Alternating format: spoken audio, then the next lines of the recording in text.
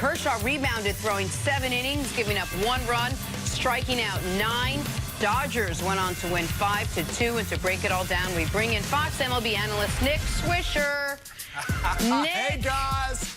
Nick. What up, Swish? What is going on? I got to get more coffee to get ready for this. hey, CC, I brought your coffee with me this morning, baby. Hey, I got you, bro. Don't you worry about that. His coffee plus, it seems like you've had a lot of other people's coffee as well, and that's what we love about you.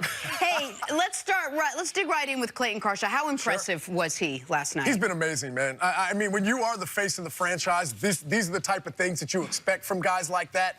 Clayton Kershaw is not only an amazing human being, but he's an amazing pitcher as well. And I think that we're seeing that regardless of how many innings or how many pitches that man has thrown out of that shoulder, he's still finding, I guess, the strength and the courage and the passion to still go out there and do what he does, man. For him to be able to get that start like he did, especially after struggling a little bit in his previous one in front of his home fans. In my mind, I thought that was one of the biggest starts of his career, and he came through absolutely crucial for the Dodgers. All right, definitely not one of the biggest starts of Wade Miley's career because he went one batter. Craig Counsell, a little gamesmanship. Say right. Wade Miley's your starter, make the Dodgers go righty heavy in the lineup, knowing we're actually going to start Wade Miley in Game 6, pulls him after one batter. What did you make of that? Is that, in your opinion, against one of these baseball unwritten rules or just postseason gamesmanship?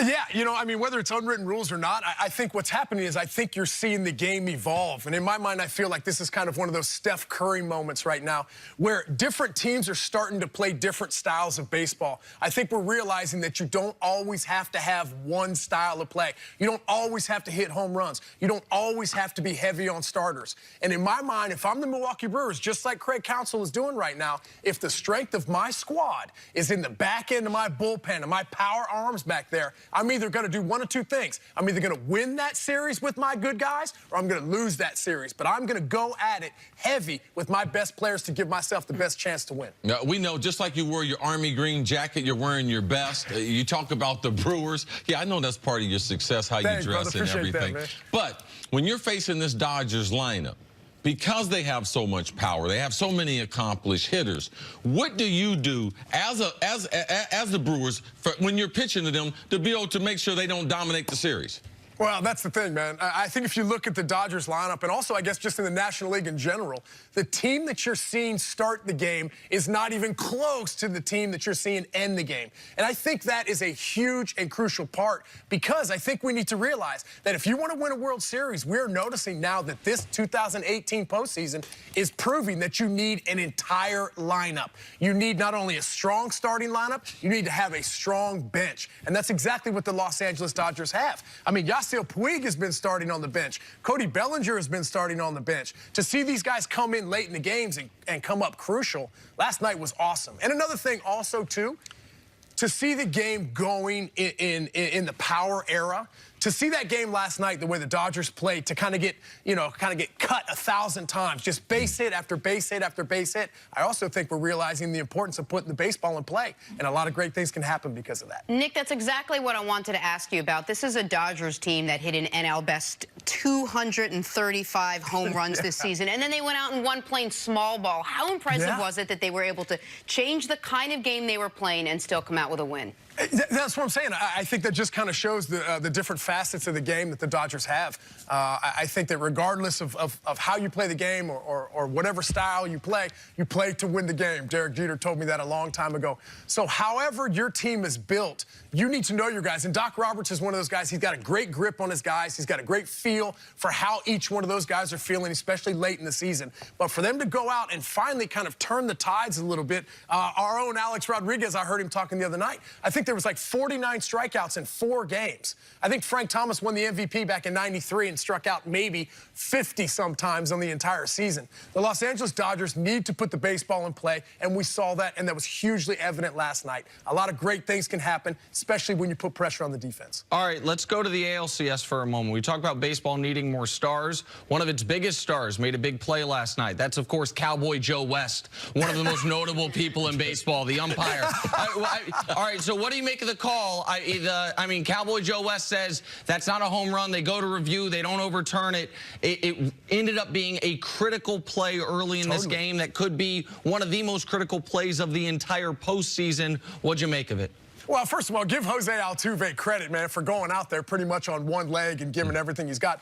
I think this is kind of where the gray area is a little bit in baseball right now. Because let's look at that. Obviously, you've got Mookie Betts, who's one of the most athletic guys in the league. So for him to go back on that baseball and to even make an attempt at that baseball, that's why that call was the way it was. That ball is over the yellow line. I mean, just like everybody else can see. So the thing about it is we need to understand if we're going into the crowd or if the fan, because if that's me and I'm the Houston Astros and I'm Jose Altuve, all I'm telling people is to go over and catch that ball because I don't want Mookie to get it. So I think we need to go back to the drawing boards a little bit, get our game kind of locked up a little more, and kind of understand that these calls right here are crucial. And obviously last night it was on front stage. I got to know what your excitement level was, Nick, when Benintendi got that game-winning catch last night. Did you get excited at least a little bit? I tell you what, man. I mean, if you think about it, Craig Kimbrell has kind of been struggling a little bit, kind of bend but not break mentality. And obviously you got Alex Bregman up there at the plate late in the game,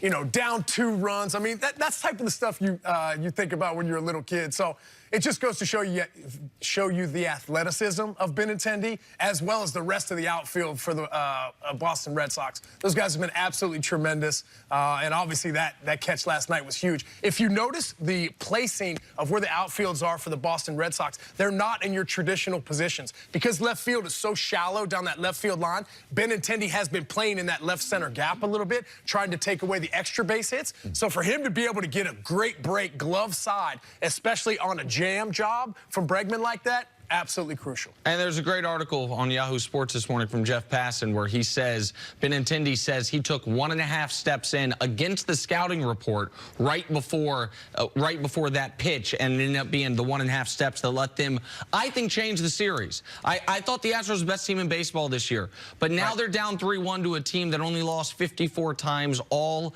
season long. Do you give the Astros any chance to pull off 3 straight?